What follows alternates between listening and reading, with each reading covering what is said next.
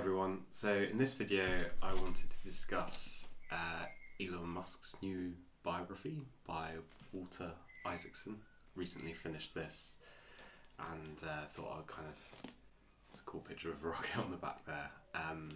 Thought I'd share my views and thoughts. Obviously Elon Musk's quite a divisive figure at the moment. You love him or hate him, and definitely lots of people hate what he's done to Twitter. But I thought I've always been interested in him, just given what he's kind of achieved in his life. So I thought in this video I'd just quickly run through what I liked about the book, what I didn't like about the book. So things I really liked. I didn't realise that Musk's overall goal is to sustain human consciousness. And apparently he came up with that goal when he was a young boy, which is absolutely crazy. I think there's a quote in the book that says something like, when everyone else was struggling to come up with a worldview, he created a cosmic view. So yeah, that's kind of driven him since he was a young boy, which is kind of amazing. And a testament to having goals if you're looking to kind of progress. I also kind of like that, as it does feel like there is a sustainability element to that.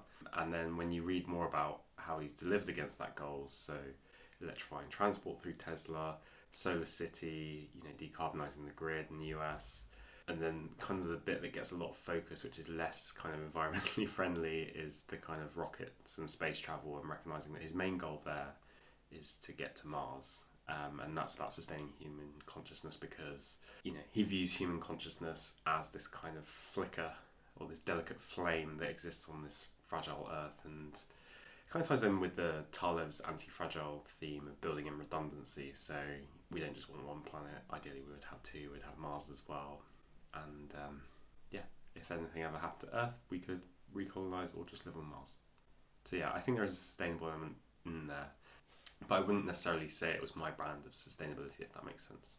The other thing I really liked is just learning how much of a risk taker he was. So apparently after cashing in on PayPal and making $22 million, he bought a McLaren F1, so I think $1 million sports car, and promptly crashed it a few years later. And then just the fact that he was willing to just go all in again and again and again, and take the kind of stress and the pain that kind of came with that, was actually just kind of amazing to read about. And it kind of helps me understand a bit more about how he was able to achieve what he's achieved, because he's willing to withstand a level of kind of stress and pain that not many people would be willing to withstand, or able to withstand even. This book was very much more focused on his family, and particularly his relationship with his father, who turned out to be very abusive. The book talks a lot about how his kind of abusive father and his kind of pain child upbringing built up his pain tolerance from an early age, which enabled him to kind of withstand the kind of stresses and the pain of building businesses over time. I really like learning about all these different businesses, so these different technologies that are out there. So you've got how do you build a self-driving car, and his kind of maniacal focus on getting rid of radar and just using visual, which is didn't really know about that. That was super interesting. I really like learning about Optimus, so his humanoid robot that he's building. I learned more about Neuralink. I've never really given that much kind of thought. I'd heard the headlines about him putting implants in pigs, but actually reading about it logically and how it's designed to kind of interface. It's designed to help humans interface more directly with computers, and it's kind of, again, aligned with sustaining human consciousness, because it'll prevent some sort of chaotic AI uprising. So yeah, these are all super interesting elements. I never realised how involved he was in Solar City or creating solar panels in the US, so that was super interesting for me as well. So yeah, I just learned a lot about his different businesses, and you hear bits and pieces from the internet and from the news, but you don't quite tie it all together the way that this book has done. So very good. And the final thing I really liked is that this book is way more up to date than the Ashley Vance version, which I actually read a couple of weeks ago now. So this goes through the whole Twitter debacle and his decision to buy Twitter, and again, heard it all from the news or just from friends talking about it, but it was just really interesting to get a bit of an inside scoop from his perspective on it. It's only one side of the story, and I'm not taking it as gospel, but yeah, super interesting to kind of read a kind of chronological, critical account of it. So things I didn't like, I ended up disliking Musk more and more as I kind of went through the book, and this was partially due to his kind of lurch into, right-wing politics and focus on anti-woke which I feel can be quite damaging and polarising in itself. I didn't realise that a lot of this anti-woke sentiment came from discussions around trans rights, which I'm not sure is his area of expertise, let's say, despite having a trans daughter.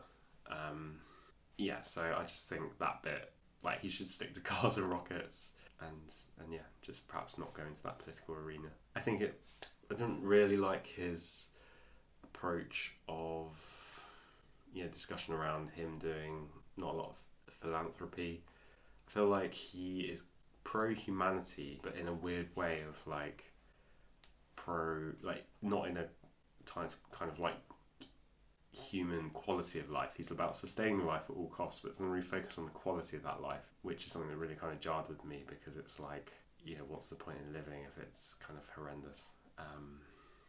But clearly he puts himself in like these situations of mental torment, and he's quite happy with that, so he thinks everyone else should be, but that's just not me. I think the other thing that's quite stark is just his the control he has of his companies. I feel like maybe some more diverse decision making would be beneficial. Maybe he wouldn't achieve what he's achieved if that had been the case, but it feels like maybe he could have moved ahead a little more slowly, or just move, what's that saying? He kind of clatters through everything, but then there was a saying that I read that the kind of army have is like, slow is smooth and smooth is fast. And I wonder if he could benefit from a bit of that thinking, rather than just kind of rushing in, blowing things up and just moving on. It's the kind of Silicon Valley mindset of make it fast, find errors fast, fix it fast, but that can kind of lead the kind of trail of destruction in your wake. So I wasn't sure about that kind of mentality. Great. So in conclusion, this was an awesome book. Thoroughly enjoyed reading it. I listened to it on Audible, but also got the paper copy because I just thought all the pictures of the rockets were super cool.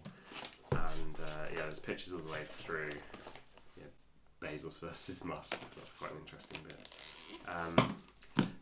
Just super interesting to get a kind of like inside scoop on what's been happening. I've been hearing bits and pieces over the years, but never really quite got to grips with it or got to understand what was really going on. And now I just see Teslas absolutely everywhere here in London. So he's clearly doing something right, and there's clearly kind of some tailwinds behind his thinking about sustainability in general.